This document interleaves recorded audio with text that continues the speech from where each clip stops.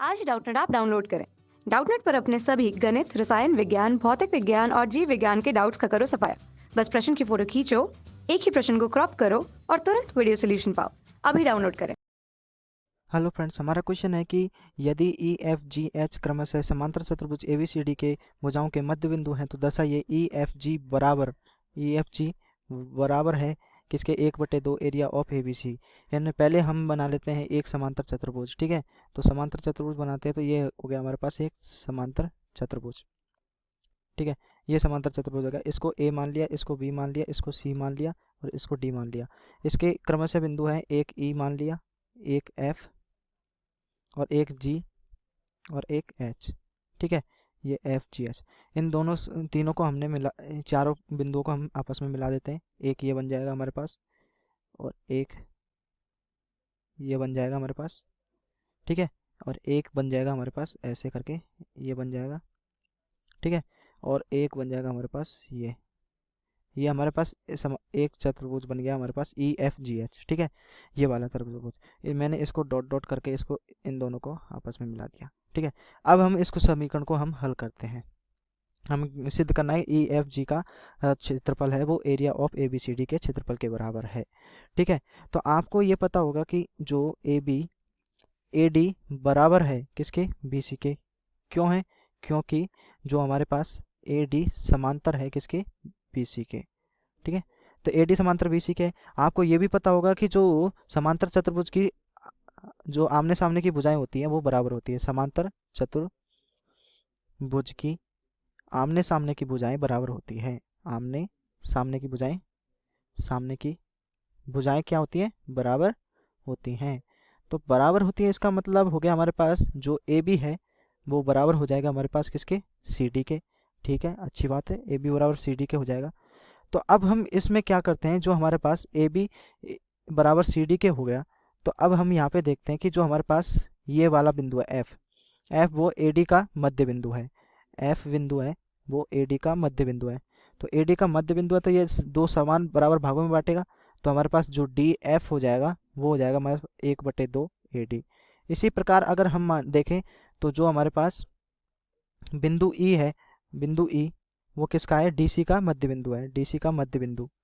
ठीक है, मध्य बिंदु है तो ये भी क्या हो जाएगा, डी ई बराबर हो जाएगा हमारे पास 1/2 क्या हो जाएगा, डी सी। ठीक है, तो अब यहाँ से आपको एक चीज़ दिख रही होगी कि जो हमारे पास 1/2 जहाँ पे आप देख रहा होगा कि ए बी बराबर है सी डी के तथा ए डी बराबर है हमारे पास बी सी के। तो इन दोनों समीकरणों से हम कह सकते हैं, ठीक है, तो हमारे पास यहाँ से हम कह सकते हैं जो हमारे पास डी एफ समांतर हो जाएगी हमारे पास 1/2 ए डी बराबर हो जाएगा हमारे पास 1/2 डी सी के। 1/2 कौन सी के समांतर हो जाएगा, 1/2 हमारा हो जाएगा हमारे पास डी सी के। क्यों हो जाएगा, क्योंकि हमारे पास जो है वो डी एफ समांतर है किसके, डी एफ समांतर है हमारे पास सी एच के, सी एच। ठीक है, डी एफ समांतर रेखा है हमारे पास सी एच के। ठीक है, इसलिए हमने 1/2 बराबर 1/2 डी सी कर दिया। ठीक है दोस्तों, ठीक है, यहाँ तक तो हमारा क्वेश्चन लगभग आधा हुआ है अभी तक। ठीक है, तो अब यहाँ पे आपको दिख रहा होगा जो हमारे पास A D he 1/2 A D बराबर 1/2 डी सी कर दिया।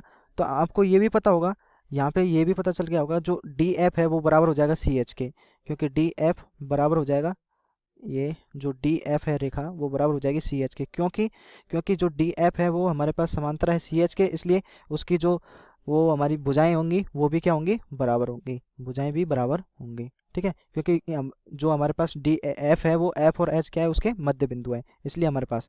तो अब इन दोनों से हम कह सकते हैं कि डी एफ बराबर सी एच है और डी एफ समांतर सी एच है। तो हमारे पास जो चतुर्भुज आएगा कौन सा, D F C H, D F C H चतुर्भुज, चतुर्भुज डी एफ सी एच एक समांतर चतुर्भुज है। ठीक है, समांतर चतुर्भुज है। ठीक है, चतुर्भुज है। अब इसी प्रकार हम कह सकते हैं जो हमारे पास, इसी प्रकार जैसे हमने ऊपर सॉल्व किया था इसी प्रकार हम कह सकते हैं कि इसी प्रकार जो हमारे पास ये वाला नीचे वाला हो जाएगा हमारे पास ये, अब हमारे पास ये क्या होगा, एक समांतर चतुर्भुज सिद्ध हो गया। तो अब यहाँ पे देखिए जो त्रिभुज एफ ई एच, त्रिभुज एफ ई एच, यहाँ पे देखिए त्रिभुज एफ ई एच का जो क्षेत्रफल होगा वो किसके बराबर होगा, 1/2 एरिया ऑफ DFCH के। क्यों होगा, क्योंकि आपको एक प्रमेय पढ़ी होगी आपने, जो क्योंकि इनका आधार एक ही है, जिनका दो समांतर रेखाओं के मध्य स्थित त्रिभुज तथा उनका आधार एक ही हो तो उसका जो क्षेत्रफल होगा, त्रिभुज का क्षेत्रफल होगा, वो समांतर चतुर्भुज के आधा होगा। ठीक है, आधार क्या है हमारे पास, एक ही है। कौन सा है आधार, इसका आधार एक बराबर है हमारे पास FH। ठीक है, FH एक ही आधार है तथा दो समांतर रेखाएं कौन सी है, DF और CH। ठीक है, इसलिए हमने इसे समीकरण नंबर 1 दे दिया। इसी प्रकार हम कह सकते हैं नीचे वाले त्रिभुज में एरिया ऑफ किसका किसका क्षेत्रफल, FGH। त्रिभुज FGH का क्षेत्रफल होगा वो 1/2 एरिया ऑफ किसके, नीचे वाला समांतर चतुर्भुज बन जाएगा FHAB। तो FHAB एक समांतर चतुर्भुज होगा। अब इन समीकरण 1 व 2 को हम जोड़ देते हैं, समीकरण 1 व 2 से, समीकरण 1 व 2 से, समीकरण 1 व 2 से हम देखेंगे तो हमारे पास आ जाएगा एरिया यानी त्रिभुज FEH का क्षेत्रफल प्लस त्रिभुज FGH का क्षेत्रफल बराबर होगा 1/2, बाहर ले लीजिए, एरिया ऑफ DFCH चतुर्भुज का क्षेत्रफल बस, और फिर बाद में FHAB का चतुर्भुज का क्षेत्रफल।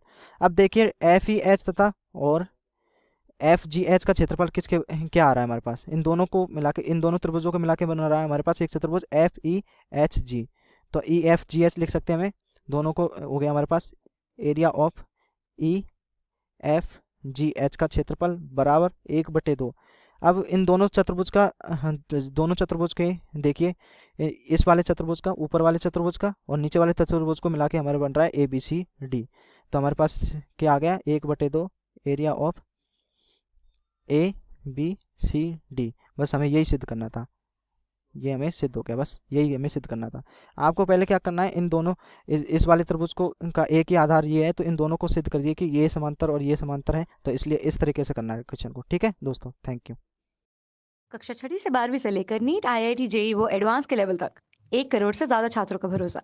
आज ही डाउनलोड करें डाउटनेट ऐप या व्हाट्सएप करें अपने सारे डाउट्स 8400 400 400 पर।